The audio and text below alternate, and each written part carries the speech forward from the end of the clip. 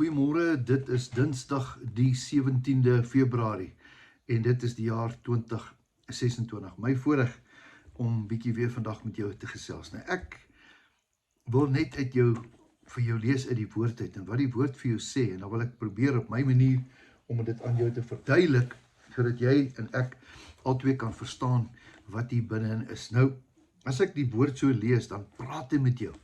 As jy die woord vat, dan vat die woord jou. Is dit nie so nie? Nou hierdie is so mooi, jy het al so baie gelees, verskoning. Jy het al so baie gelees, en vanmôre wil ek weer vir jou lees, in hierdie tyd wat ek het. Nou, kom ons praat hier van Jesaja. Jesaja was 'n profeet, wat lang voor Jesus gekom het hy geprofeteer dat hierdie Messias sal kom. En dan vertel hy wat met hom gaan gebeur. Ek wonder of hy regtig geweet het, in die woorde van die Heilige Gees, maar net hom geïnspireer het om te skryf en te skryf. En dan het alles wat hy gesê het gebeur. Nou kom ons praat van die mens, die Seun van God, die Messias, Jesus Christus. Nou, ek gaan vir jou lees uit Jesaja 53 uit. Ek ken hom so goed, maar tog is dit goed om hom te lees. Hy sê, wie het geglo wat aan ons verkondig is? En wie is die arm van die Here aan hom geopenbaar? Tog het hy soos 'n loot voor sy aangesig opgespreid en soos 'n wortel uit droë grond.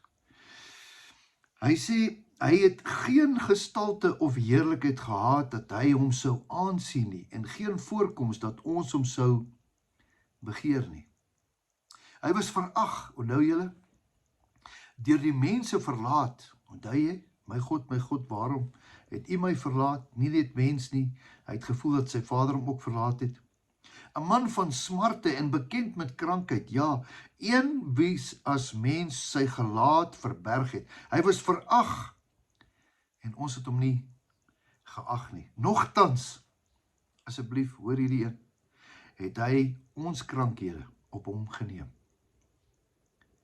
Ek sê dit vandag vir iemand, nogtans het hy ons krankhede op hom geneem en ons smarte het hy gedra. Maar ons het hom gehou vir een wat geplaag was, deur God geslaan en verdruk was. Maar, hier kom hy is terwille van ons oortredinge deurboor, terwille van ons ongeregtighede is hy verbrysel. Die straf wat vir ons die vrede bring was op hom, en deur sy wonde het daar vir ons genesing gekom. Ek wil net so ver gaan. Ek wil 'n oomblik stop en net sê, dankie Jesus. Dankie Jesus. Daar was voorspel, daar was geprofeteer dat hy sou kom. En toe kom hy. En toe hang hy in die kruis. En toe staan hy daar, soos 'n lam wat stom is voor sy skeerders. En al wat hy in gedagte gehad het, is Dawie. Vir my, vir jou. En hy is deurboor. En deur sy siekte. En deur sy wonde. En daar vir ons genesing gekom. Emosionele genesing, fisiese genesing, genesing. Ek wil net vanmôre dit met jou deel. En vir jou sê, dis wat die woord vanmôre vir my sê. Al wat ek en jy kan sê is, dankie Here, ek vat dit. Dankie Here, dankie Jesus, dat U soveel genade gehad het, dat U aan my gedink het. Kom ons bid saam. Here, baie dankie vir die woord. Dankie Here vir hierdie diep gedeelte. Here, daar's geprofeteer. En so was dit. En uiteindelik het U in die kruis gehang, omdat U ons in gedagte gehad het. Dankie dat U vir ons gesterf het. Dat al ons sondes, Here, glad nie meer in tel is nie.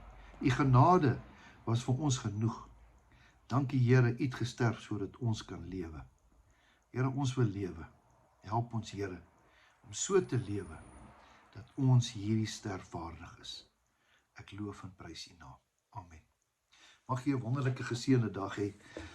Weet dat Jesus jou baie lief het en dat jou beste verseker nog voor lê. Totsiens, tot 'n volgende keer.